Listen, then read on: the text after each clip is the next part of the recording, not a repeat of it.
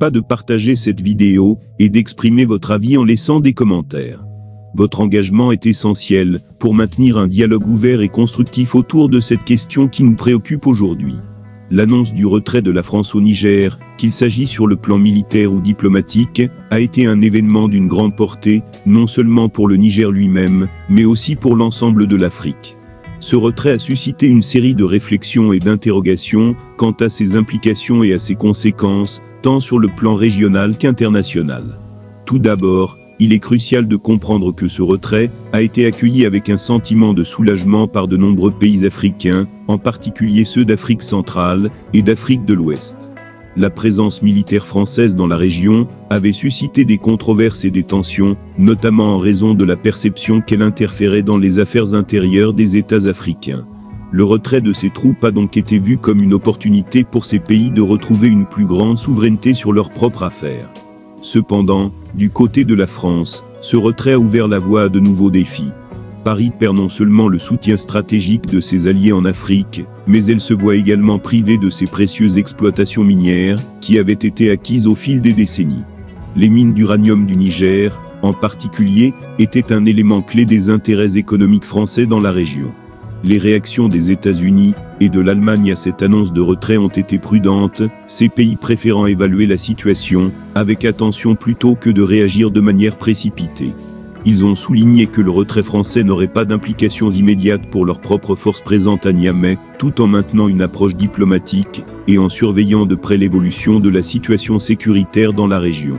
La décision d'Emmanuel Macron de rappeler l'ambassadeur français à Niamey et de retirer les troupes françaises du Niger a été perçue comme un geste significatif. Cependant, elle soulève des questions quant à l'avenir des relations entre la France et le Niger, en particulier en ce qui concerne les intérêts économiques français dans le pays. Il est important de noter que les relations entre la France et le Niger avaient déjà atteint un niveau critique avant cette annonce.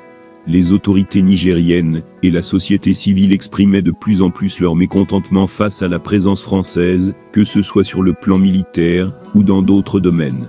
Plus récemment, le Niger a même interdit le survol de son espace aérien par les avions français, y compris les vols civils. Le retrait des troupes françaises et de l'ambassadeur a été salué comme une victoire pour la souveraineté du Niger, en particulier par les dirigeants militaires au pouvoir. Cependant, cette décision française marque un changement significatif dans les dynamiques régionales et internationales, avec un tournant dans la présence militaire française en Afrique de l'Ouest. Au sein de la société civile nigérienne, une coalition d'organisations appelée le MC-62 réclame désormais la fin des relations avec la France. Ils appellent également à la révocation du permis d'exploitation de la mine d'uranium d'Imouraran, qui est détenue par la société française Orano. Cette coalition accuse Orano d'avoir obtenu ce permis de manière illégale et estime que les retombées de l'uranium ne profitent pas suffisamment au peuple nigérien. Il convient de noter que les avis divergents quant à la meilleure solution à adopter dans cette affaire. Orano, qui détient le permis d'exploitation d'Imouraran depuis 2009 et est présent au Niger depuis plus de 5 décennies, n'a pas encore commenté ces revendications. L'avenir de la mine d'uranium d'Imouraran reste incertain et dépendra des décisions prises par les acteurs locaux et internationaux, des interactions diplomatiques en cours, ainsi que de la stabilité régionale.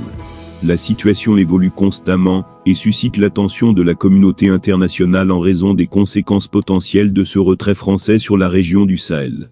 Pour rester informé et suivre l'évolution de cette situation complexe, je vous encourage à vous abonner à notre chaîne, à activer la cloche de notification, à aimer cette vidéo si ce n'est pas déjà fait, et surtout, à partager vos points de vue dans les commentaires.